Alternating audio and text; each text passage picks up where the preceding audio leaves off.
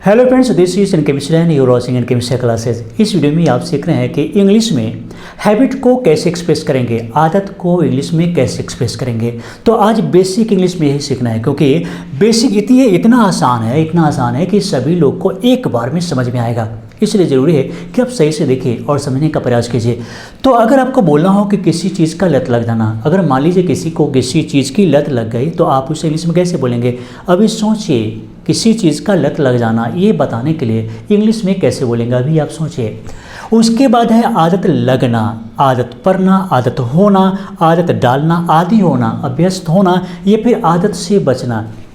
इन सब चीज़ों को यहाँ देख लेते हैं। इन सब चीज़ों को आप इंग्लिश में कैसे बोलेंगे, इस पर सेंटेंस देख लेते हैं। जैसे उसे शराब पीने की लत लग गई है, या फिर वह अपमान सहने का आदी है, या तुम्हें झूठ बोलने की आदत छोड़ देना चाहिए, या फिर ऐसी गलती करना तुम्हारी ही आदत है। तो इन सब चीज़ों को इंग्लिश में कैसे बोलेंगे, एक एक करके समझते हैं और आपको ठीक से समझाते हैं। उसके बाद क्या है कि इस वीडियो के अंत में आपसे हम क्वेश्चन भी करने जा रहे हैं। अगर ठीक से नहीं देखेंगे, ठीक से नहीं समझेंगे तो हमारे पूछे गए सवाल का जवाब आप सही से नहीं दे सकते। तो ज़रूरी है कि आप इस वीडियो को अंत तक देखें। जो भी समझ में नहीं आए, मतलब मैं भी जो भी बताता हूँ, अगर इसमें कहीं कन्फ्यूज़न हो तो आप कमेंट बॉक्स में पूछ भी सकते हैं, लेकिन हम ऐसे बताएंगे कि आपको पूछना नहीं पड़ेगा। लेकिन कहने का मतलब ये है कि आप इसे इतना सही से देखिए कि आपको कोई क्वेश्चन कन्फ्यूजन नहीं रहे, हर चीज़ पर डिस्कशन होगा। तो पूछे गए सवाल का जवाब आपको ज़रूर देना है। चलिए एक एक करके देख लेते हैं। तो यहाँ पर हम देखेंगे कि किसी भी चीज़ की आदत है, चाहे किसी भी चीज़ की हो, तो उसे हम इंग्लिश में कैसे बोलेंगे। उसके लिए आपको क्या करना है, जैसे यहाँ पर सेंटेंस देखेंगे, उसे छोटी छोटी बातों पर रोने की आदत है, कैसे बोलेंगे। इसके लिए आपको क्या करना है, सब्जेक्ट के साथ में हैव हैज का प्रयोग कीजिए। उसके बाद द हैबिट ऑफ, और उसके बाद फिर जेरंड का यूज़ करेंगे। जेरंड क्या होता है, जेरंड क्या होता है, जब भी हम किसी वर्ब में आईएनजी लगाने के बाद नाउन की तरह यूज़ करते हैं तो इसे जेरंड बोलते हैं। यहाँ पर नाउन डायरेक्ट आ सकता है या फिर जेरंड लिख सकते हैं। मान लीजिए आप बोलते हैं कि उसे चाय की आदत है, तो स्वाभाविक है कि टी नाउन होता है, लेकिन वही बोलेंगे कि उसे चाय पीने की आदत है, तो फिर पीना यानी कि वर्ब लगाना होगा। वर्ब में आईएनजी लगा करके जेरंड बनाना पड़ेगा। तो चलिए हम इससे देखते हैं कि उसे छोटी छोटी बातों पर रोने की आदत है। तो हम क्या करेंगे, दो स्ट्रक्चर तो आप देख रहे हैं कि इज आर एम के साथ में इन द हैबिट ऑफ का प्रयोग भी करेंगे। तो he has the habit of weeping at little things, उसे छोटी छोटी बातों पर रोने की आदत है। दूसरा क्या है कि he is in the habit of weeping at little things, उसे छोटी छोटी बातों पर रोने की आदत है।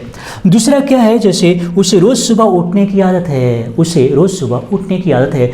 इसके लिए भी क्या करेंगे, दो स्ट्रक्चर है। ही has the habit of getting up early in the early morning, या फिर ही is in the habit of getting up early in the morning. मतलब ये हुआ कि अगर किसी चीज़ को, किसी व्यक्ति को किसी चीज़ की आदत है, आदत डालने की बात नहीं करना भी है, वो अब बाद में करेंगे। आदत छुड़ाने की भी बात नहीं कर रहे हैं, बल्कि किसी को किसी चीज़ की आदत है तो उसके लिए क्या करेंगे, सब्जेक्ट के साथ में हैव हैज का प्रयोग, उसके बाद द हैबिट ऑफ, फिर जेरंड। दूसरा क्या है, सब्जेक्ट के साथ में इज आर एम, और उसके बाद इन द हैबिट ऑफ, फिर जेरंड। ऐसे फिर उसी तरीके से फिर हम आगे देखते हैं कि यहाँ पर किसी चीज़ का आदी होना, जैसे आदत तो है ही, चलो भाई, लेकिन कई बार उसी चीज़ को हम लोग बोलते हैं कि आदी है, अभ्यस्त है, तो उसे हम कैसे बोलेंगे।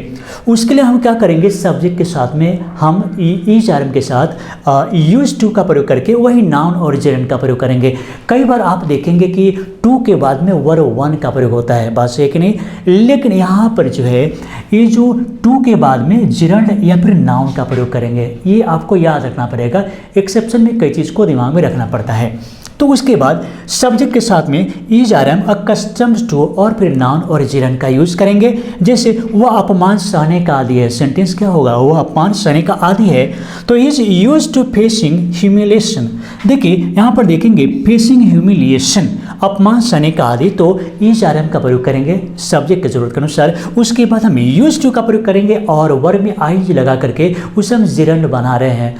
उसके बाद क्या है, is accustomed to facing humiliation, उसे वह अपमान सहने का आदी है। दूसरा है, यहाँ पर देखेंगे कि तुम बकवास करने के आदी हो, सेम चीज़ है, कैसे होगा, you are use to talking rubbish, बकवास करने का आदी होना, या फिर you are accustomed to talking rubbish, बकवास करने का आदी। मतलब ये कि किसी भी चीज़ को कई तरीके से बोल सकते हैं, बस दिमाग में रहना चाहिए। या फिर ये बात भी है कि आप किस स्ट्रक्चर को अपने जुबान पर रखते हैं। कोई ज़रूरी नहीं कि बोलते समय सोचें कि यहाँ पर यूज टू का प्रयोग होगा या फिर अकस्टम्स टू का यूज होगा या फिर इज आर एम लगेगा कि नहीं। अगर आप इससे अपनी जुबान पर रखते हैं तो फिर सोचना नहीं पड़ेगा। यू आर यूज्ड टू, अगर आप सिर्फ बोलते हैं कि यू यूज्ड टू तो किया करता था, पास्ट में रिपीटेशन ऑफ एन एक्शन की बात हो जाएगी। लेकिन अगर आप किसी चीज़ की आदी हैं, हैबिचुएटेड हैं, तो उसके लिए हम बोल सकते हैं कि you are used to, subject के साथ में यूज्ड टू का प्रयोग कर सकते हैं। उसी प्रकार हम देखते हैं यहाँ पर जैसे किसी चीज़ की आदत छोड़ देना है तो स्वाभाविक है कि किसी को हम सजेशन दे रहे हैं तो शूड का प्रयोग होगा ही, और उसके साथ में गिव अप का प्रयोग करेंगे। लेकिन पूरे फ्रेज को याद कर लेंगे, जैसे give up the habit of, give up the habit of. तो किसी चीज़ को अगर मान लीजिए कि हम कहते हैं कि छोड़ देना तो गिव अप का यूज़ करते हैं कि नहीं। उसी प्रकार हम चाहे तो अवॉइड का भी यूज़ कर सकते हैं, भाई परहेज करो, दूर रहो, ऐसे बोल सकते हैं। हम चाहे तो एब्सटेन फ्रॉम का भी यूज़ कर सकते हैं। लेकिन होता क्या है कि जब भी आप इंग्लिश बोलते हैं तो सिंपल वर्ड को ही या फ्रेज को जुबान पर रखिए। जैसे देखेंगे you should give up the habit of, उसके बाद जिरन का यूज़ करेंगे। तुम्हें शराब पीने की आदत छोड़ देना चाहिए, तुम्हें शराब पीने की आदत छोड़ देना चाहिए। तो you should give up the habit of drinking. या फिर और यहाँ पर देखेंगे कि ड्रिंकिंग का मतलब तो यहाँ पर हिडन मीनिंग है कि शराब, मैंने ड्रिंकिंग छोड़ दिया, इसका मतलब क्या है कि मैंने शराब पीना छोड़ दिया। तुम्हें ड्रिंकिंग छोड़ देना चाहिए, तुम्हें शराब पीने की आदत छोड़ देना चाहिए।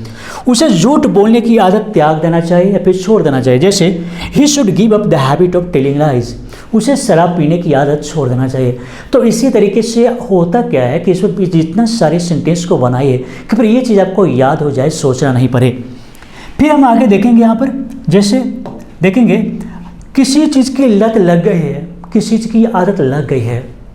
मान लीजिए कि आपको किसी चीज़ की आदत लग गई है तो सचमुच ये कुछ अलग है। अगर डायरेक्ट किसी से पूछा जाए तो फिर सोचने लगेगा कि आखिर ये कैसे होगा।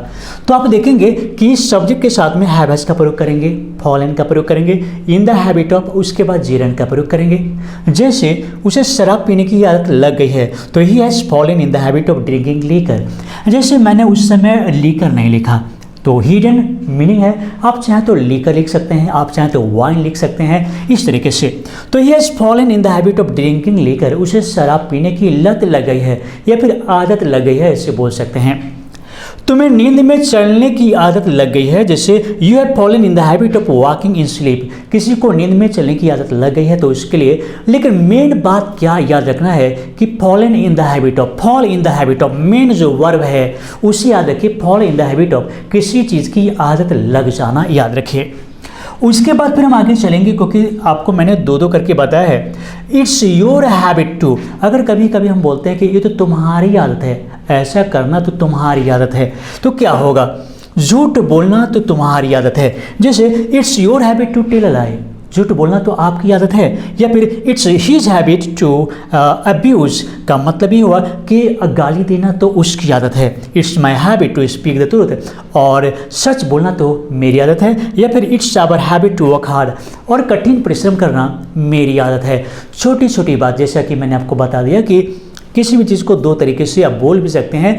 तो इसी प्रकार जैसे बोल सकते हैं telling lie is my habit, speaking the truth is my habit बोल सकते हैं। तो यहाँ पर देखेंगे किसी चीज़ की आदत डालना है, किसी चीज़ की आदत डालना है तो उसे इंग्लिश में कैसे बोलेंगे। तो उसके लिए आपको याद रखना पड़ेगा कि सब्जेक्ट के साथ में शुड का प्रयोग, और उसके बाद फिर डेवलप द हैबिट ऑफ, किसी चीज़ के साथ यूज़ कर सकते हैं। Develop the habit of means होता है किसी आदत को डेवलप करना, किसी आदत को बनाना, आदत डालना। जैसे हम देखेंगे तुम्हें सच बोलने की आदत डालनी चाहिए, तुम्हें सच बोलने की आदत डालनी चाहिए। जैसे you should develop the habit of speaking the truth, ऐसे बोल सकते हैं। उसके बाद तुम्हें समय से आने की आदत डालनी चाहिए, you should develop the habit of coming on time. किसी को मना भी कर सकते हैं कि तुम्हें देर से सोने की आदत नहीं डालना चाहिए, तुम्हें देर से उठने की आदत नहीं डालनी चाहिए, उसे गाली देने की आदत नहीं लगानी चाहिए। आदत लगाना भी हो सकता है, जैसे आदत डालना या फिर आदत लगाना, तो इसी तरीके से। लेकिन मेन बात क्या है, जो मेन पॉइंट याद रखने की है वो है डेवलप द हैबिट ऑफ, मतलब किसी आदत को डेवलप करना, किसी हैबिट को डालना, आदत लगाते हैं। उसके बाद चलिए हम देखते हैं कि आज का क्वेश्चन क्या है। मुझे आपकी वीडियो देखने की आदत लग गई है। अगर मान लीजिए आप कहना चाहते हैं कि मुझे आपकी वीडियो देखने की आदत लग गई है, तो क्या करेंगे, क्या बोलेंगे। करना ये है कि fall in the habit of, बता चुके हैं कि fall in the habit of आदत लगना का होता है। अब इसे कोई भी सेंटेंस बना सकते हैं, लेकिन आपको ये लिखना है कि मुझे आपके वीडियो देखने की आदत लग गई है, हैबिट लग गई है, लत लग गई है। तो इससे आप कैसे इंग्लिश में बोलेंगे? चलिए अभी देखते हैं कि आपका आंसर कितना सही होता है, क्योंकि आपका आंसर हम चेक करते हैं और इससे टाइम मिलने पर सजेस्ट ज़रूर करते हैं कि क्या सही है क्या गलत है। बस मेरे साथ बने रहिए। तो चलिए दोस्तों, इस वीडियो को देखने के लिए, लाइक करने के लिए, शेयर करने के लिए आप सभी को बहुत बहुत धन्यवाद।